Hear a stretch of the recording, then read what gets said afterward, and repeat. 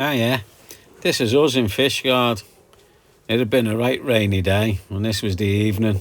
It was settling down a little bit, but we were going to be up, or at least I was going to be up, early the next morning.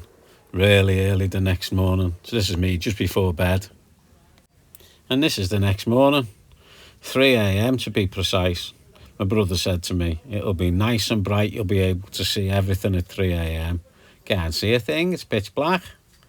But my departure time is supposed to be 4 o'clock in the morning, so I'm quite sure by 4 o'clock a little bit of sunrise will have taken place, because if you look up there, you can definitely see something's happening on the horizon in the distance, and as long as I can see a lobster pot in the water, I'm happy to go.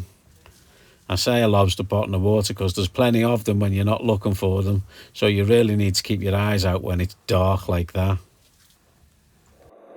Well, I figured there's just about enough light for me to see in the direction I'm going, which is into the sunrise, although the moorings are still pretty black at 4 o'clock in the morning.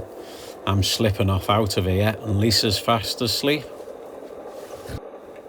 Well, I no sooner got just outside the Fishguard itself and there was a little bit of light air, and there was still lobster pots because I was still fairly close to the shore. But the light airs, we got 10 knots on the beam and that was going to carry us.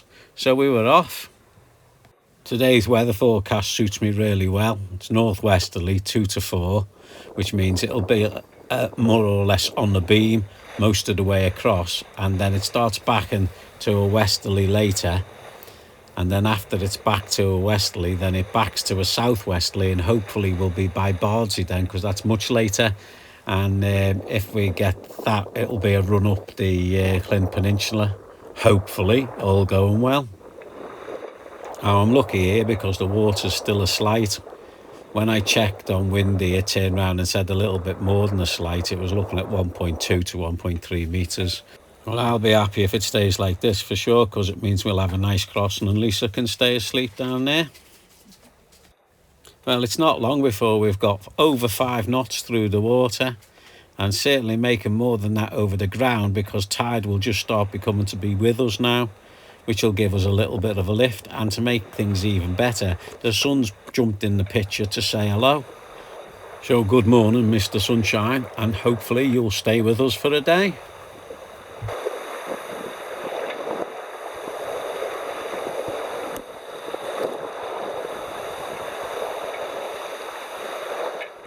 I've been going just over an hour now, and it's actually still chilly. It's just past 5 o'clock in the morning.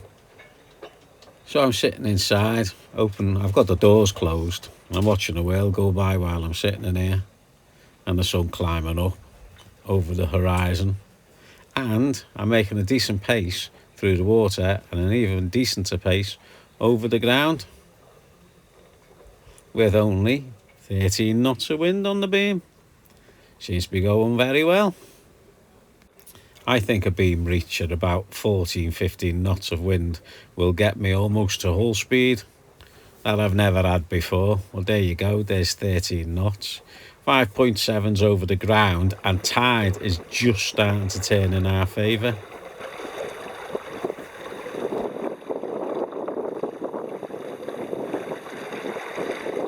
I keep saying this, a nice blurry shot. One day I'm going to have to invest in a new camera.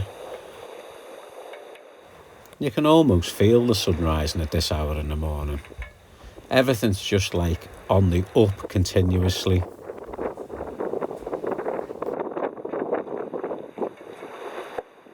It's still coolish outside though, so I'm still inside. And I'm actually a little bit on the tired side as well, because I don't sleep very well when I've got to get up really early. And going to bed at 11 o'clock and getting up at 3 o'clock doesn't seem to...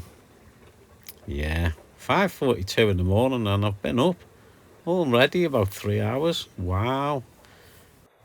The wind speed varies a little bit, and the boat speed varies a little bit. But more or less, we're staying around the 5 knots through the water, with 12 knots on the beam, so more or less about half of what the wind is supplied to us. But we're starting to move along and we're starting to get somewhere. We're just getting away from a little bit of land, and as you start getting a little bit further out, you can see a little bit more in the swell. So maybe we might get that 1 or 1.2 metres after all. If we hang on long enough, I'm sure we will. But it's still warmer in here than it is out there, and it's still a nicer place to be at the moment. Here's a funny thing. I put the breadboard on the sink where it goes for when you're doing food preparation, if you like. And I'm sitting on the breadboard with a cushion on top of it, on the galley side. Yeah, and it gives you a good view. And the wind's popped up to 14 knots, which means we're doing 5.5 through the water on a constant-ish basis. She never ever does 5.5 through the water. We quite like sitting on the port side, well, especially when we're on a port tack. Obviously it makes a lot of sense, but I don't normally do it because it's normally an open sink. It's a completely different view. Well, it's the same view the other way around, but it feels different because I'm not sitting there where I'm normally sitting. Not that I use that wheel or anything, it's just that Lisa's normally busy in the galley making something tasty. The sun's a bit bright off the water at the moment coming through the window. I can hardly see a thing. I love this little pilot house when it's cold out, and I know it's a nice day out and it's the starting of a nice day, but I feel a little bit colder when I'm a little bit tired for some freaky reason. So it's really nice to have the heat of the sun in this little greenhouse, keeping you toasty warm.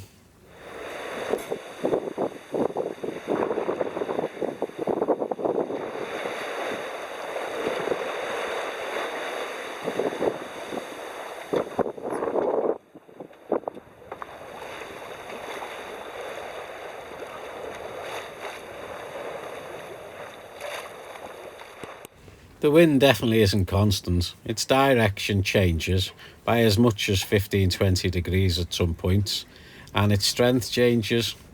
But we're still getting over the ground now because we've started getting tide lift.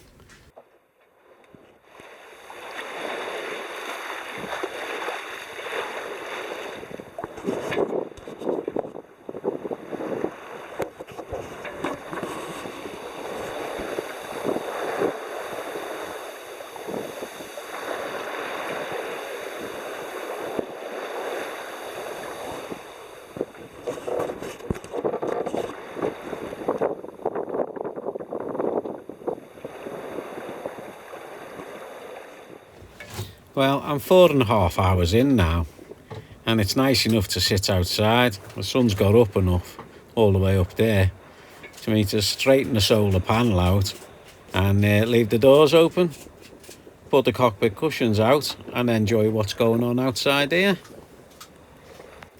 Wind's up and down as usual, but we're still making a decent pace, averaging at least 5 knots through the water.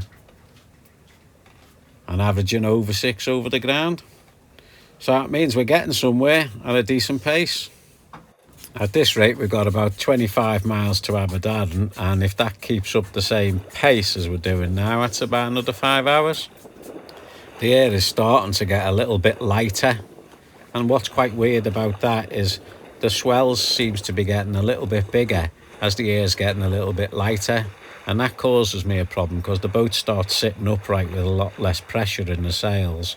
And when you've got a lot less pressure in the sails, it's easy to shake the air out of them. I mean, it looks like it's under pressure there, but it's not under a lot. See, speed's down there through the water's just over 4 knots. Not a lot of wind, but a big enough wave action for me to be able to lose or get not lose the power of the sails, but you get this period where it sort of slaps it, you know, it sort of lifts the boat over, and when as it comes back the air's greater on the opposite side, so the sail goes clap back in. Oh, that does my nutting, that does. The air's dropped down and it's also started backing, but we knew it was going to back anyway, but that's why we put our angle on, so that we could use the air when it backed by actually changing our course to port a little bit to try and get it back on the beam, to try and keep a bit of power up. It's all in a plan. The airs have gone really light now, but we've done quite well because we've sailed across the bay, Cardigan Bay, and we're not far off well, the Clint Peninsula area and Abersoch and Devil's Mouth and places like that. We're near those sort of areas, and we knew the wind was going to calm down. And also, we're at the end of our tide as well. We've got no more tide lift. So the reason we've come towards Abersoch is because you can get a little bit of a back eddy when the tide starts going the other way, which will take us towards that, which is Bardsey Sound. And as you can see, we can see it quite clearly, except for a bit of mist on it. Maybe a bit of blurry focus on my camera. Well, it's lunchtime now. It's 1:30 and we're nearly there. Nearly there being Abersoch or Anchorage.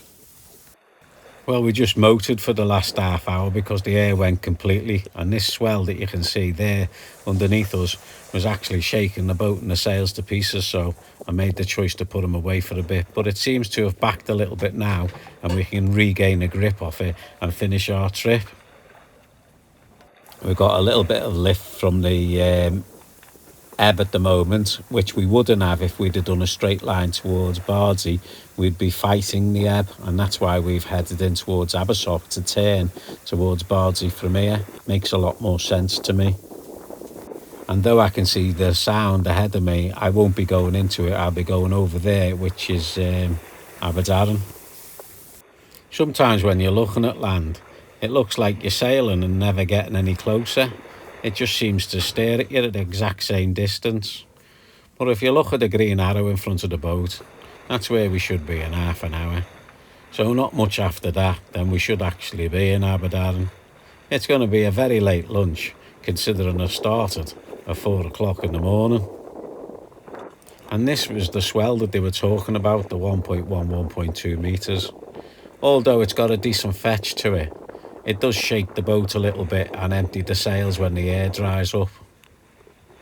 So I know we're going a little bit slower, but we've left the main down because the Genoa seems to cope a lot better on its own with just the light airs, whereas the main, because it's attached to a boom and the boom wants to move up and into the wave and then back out and then slap.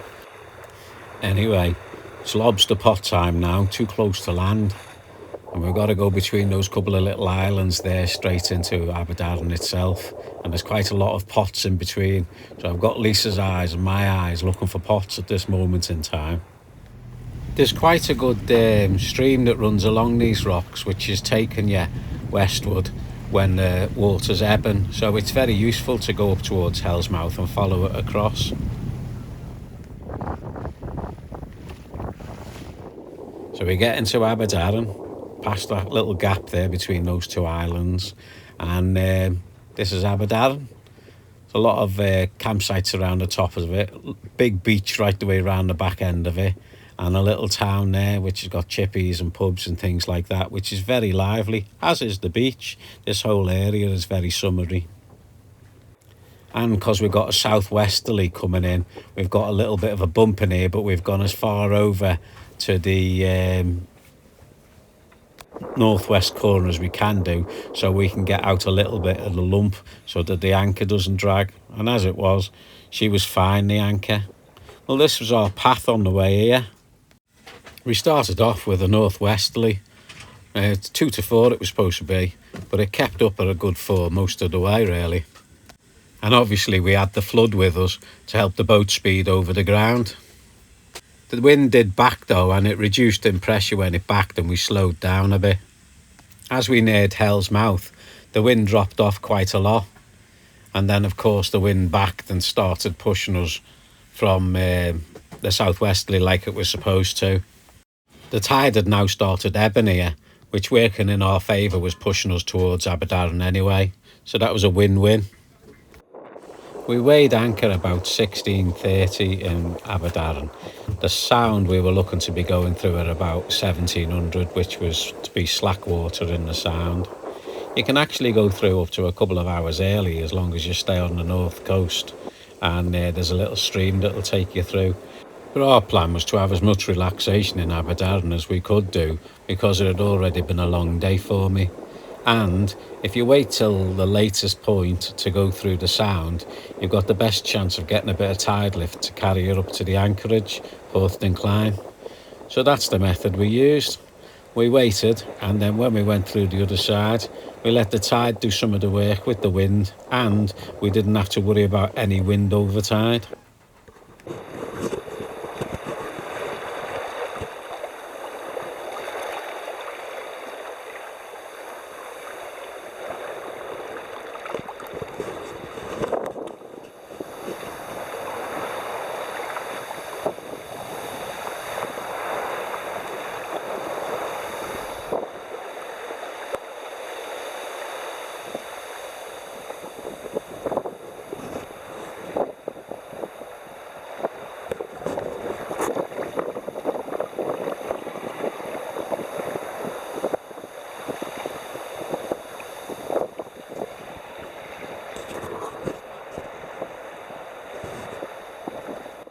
Almost a perfect end to the perfect day. Still going along at 5 knots, quite happy. It's only about a 12-13 mile run from Bardsey Sound up to the anchorage, and if you maintain 5 knots then you're going to be there in 2.5 hours, so that's not too bad as sort of an end of day sail on top of what's been a big long sail anyway. As much as I love sailing, I'm starting to feel a little bit tired now, and I could actually do with getting to that anchorage. I've got a bottle of speckled hen in the fridge, and it keeps calling me. I can hear it shouting me, but I know I've got to wait until I can get there in order to get my mouth on it. Well, speed remains the same going up the Clyn, more or less all the time, which means we'll be on time getting there. And we're running with just the genoa up because it keeps the boat comfortable and more or less upright. Well, I know the shape of the land ahead of me, and I know that the anchorage isn't that far away, so I'm looking forward to it now. And goodbye to everything behind us for now. There's like a cliff area, but it's not very cliffy, it's more grassy. Goes all the way to the end there where it sticks out. Where it sticks out that little bit, that's round the corner there's Porth Dinllaen to hide behind the back of it. And that's what it looks like when you get a bit closer. You can notice the little building on top there which gives it away, and then there's a bit of rock that sticks out, and then a perch for you to go round, and you're in the anchorage, and there's the perch and there's the anchorage, and this is where we'll be till tomorrow, I should imagine. A quick tip: do a screenshot of your boat at anchor on your telephone on its plotter setting. Then you can check where you are in the early hours of the morning just by putting a live screen up against the other screen and see if you've dragged without even getting out of bed. Okay, till next time, bon voyage!